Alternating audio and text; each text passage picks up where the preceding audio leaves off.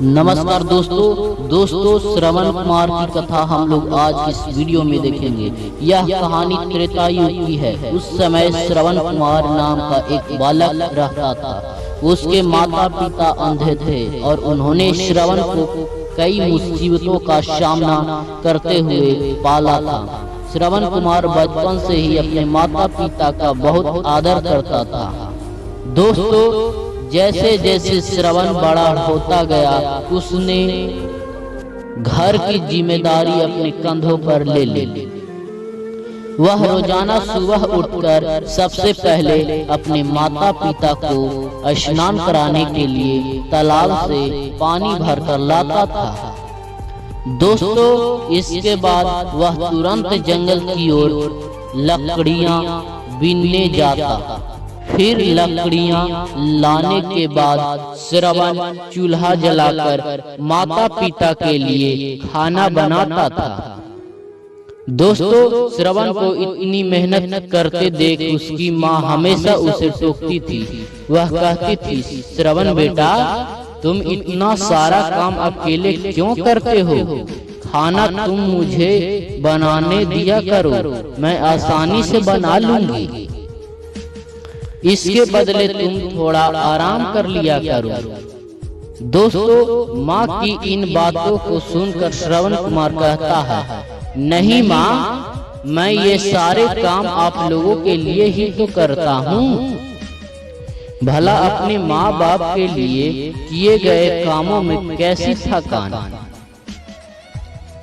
दोस्तों, उल्टा मुझे तो खुशी मिलती है। श्रवण कुमार की इन बातों को सुनकर उसकी माँ भावुक हो गई। दोस्तों, वो रोज भगवान से प्रार्थना करती है, हे प्रभु, इतना ध्यान रखने वाला श्रवण जैसा बेटा हर माता पिता के घर पैदा हो। उनकी माँ बोलती है, दोस्त, श्रवण के माँ बाप नियमित रूप से भगवान की आराधना करते थे। वह उनके लिए फूल और पूजा की अन्य सामग्री लाता था, फिर खुद भी बिना देर किए दोस्तों माता पिता के साथ पूजा में शामिल हो जाता था। श्रवण कुमार धीरे धीरे बड़ा हुआ और जल्दी से घर के कार्यों को खत्म करके बाहर काम पर निकल जाता था। एक दिन श्रवण कुमार अपने माता पिता के साथ बैठा था। तभी उन्होंने श्रवण से कहा, बेटा, तुमने हमारी हर ख्वाहिश पूरी की है। अब हमारी केवल एक ही इच्छा है जिसे हम पूरी करना चाहते हैं। यह सुनकर मेरे दोस्त श्रवण कुमार ने उनसे पूछा, ऐसी कौन सी इच्छा बाकी है जिसे आप पूरा करना चाहते हैं? आप केवल आदेश दें, मैं आपकी हर ख्वाहिशों को पूरा करूंगा।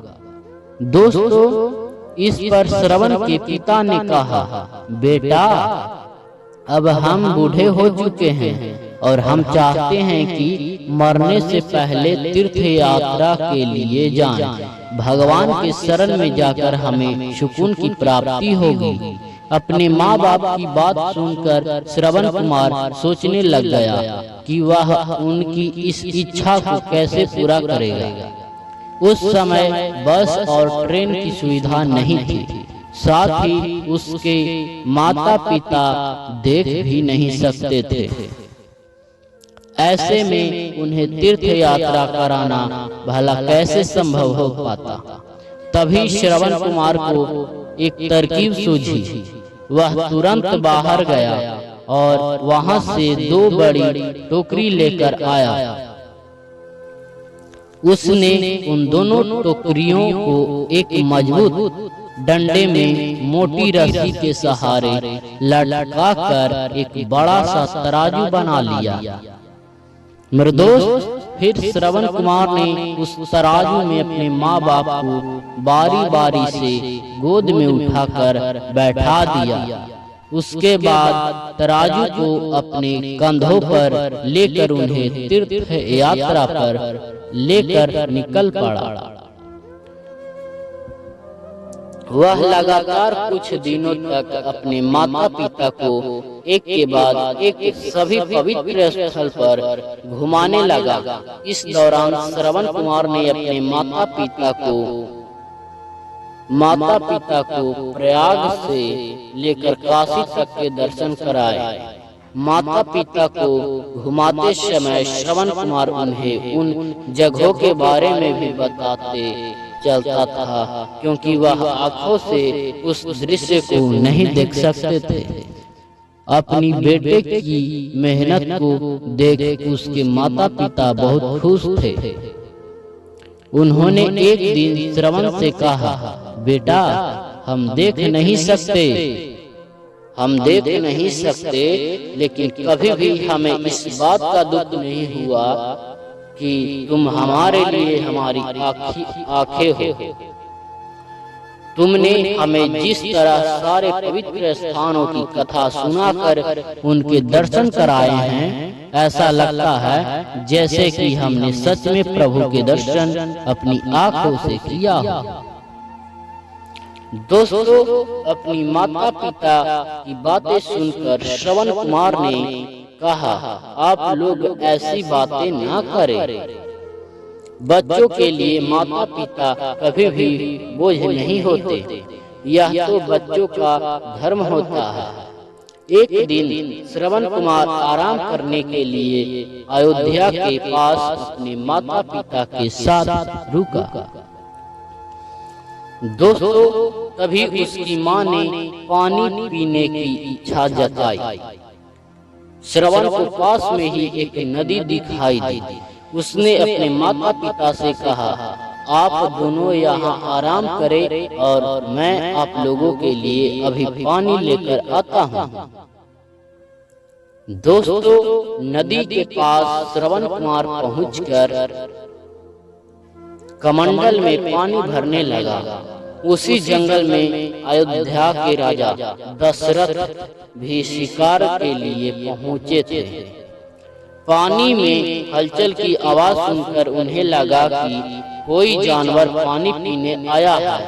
उन्होंने बिना देखे केवल ध्वनि सुनकर ही अपना तीर चला दिया।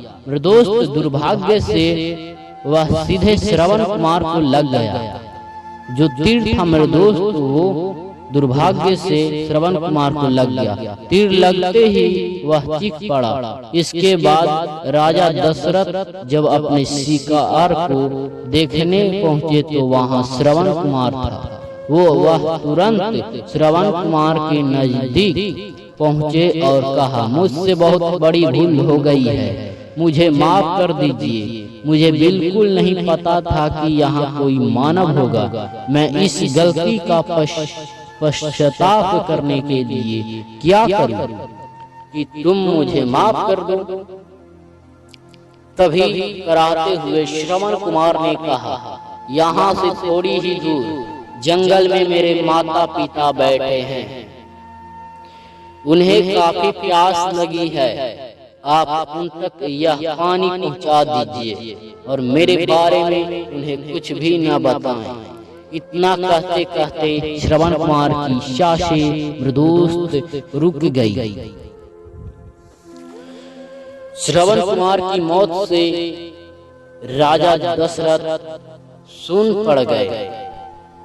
किसी तरह वो श्रवण कुमार के बताए अनुसार जल लेकर उसके माता पिता के पास पहुंचे। दोस्तों, श्रवण के माता पिता अपने बेटे की आहट को बखूबी पहचानते थे। जब राजा दशरथ उनके करीब पहुंचे तो उन्होंने आश्चर्य से पूछा, तुम कौन हो और हमारे श्रवण को क्या हुआ, वह क्यों नहीं आया? तो दोस्तों, राजा दशरथ उनके सवालों का जवाब नहीं दे पाए। उन्होंने चुपचाप पानी उनकी तरफ बढ़ा दिया। तभी श्रवण की मां ने चिंतित स्वर में जोर से कहा, तुम कौन हो और मेरा बेटा कहाँ है, ये बताते क्यों नहीं हो? दोस्तों, श्रवण की मां की चिंता देखकर राजा दशरथ ने कहा, मां मुझे माफ कर दीजिए। शिकार करने के लिए मैंने जो तीर चलाया था वो सीधे आपके बेटे श्रवण कुमार को जा लगा।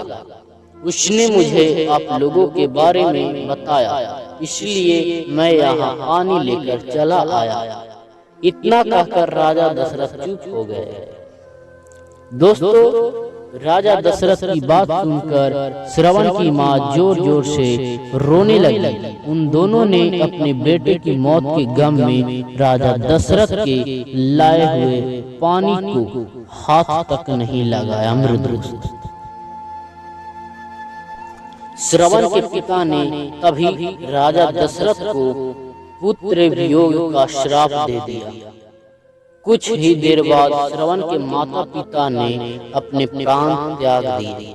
बताया जाता है कि श्रवण कुमार के माता पिता निर्दोष श्राप के परिणाम स्वरूप ही राजा दशरथ को अपने पुत्र राम से दूर रहने पड़ा था।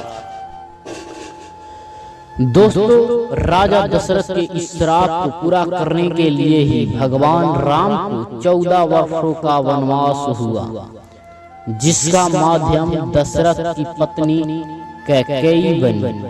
श्रवण के पिता की ही तरह राजा दशरथ भी अपने बेटे से दूरी को बर्दाश्त नहीं कर पाए और उन्होंने अपने प्राण त्याग दिए। दोस्तों, कहानी से हम लोगों को यह सीख मिलता है, हर बच्चे को अपने माता पिता की सेवा श्रवण कुमार की तरह ही निस्वार्थ भाव से करनी चाहिए। यही उनका सबसे बड़ा कर्तव्य है। जय हिंद, जय भारत। नमस्कार दोस्त, please subscribe and share and follow me.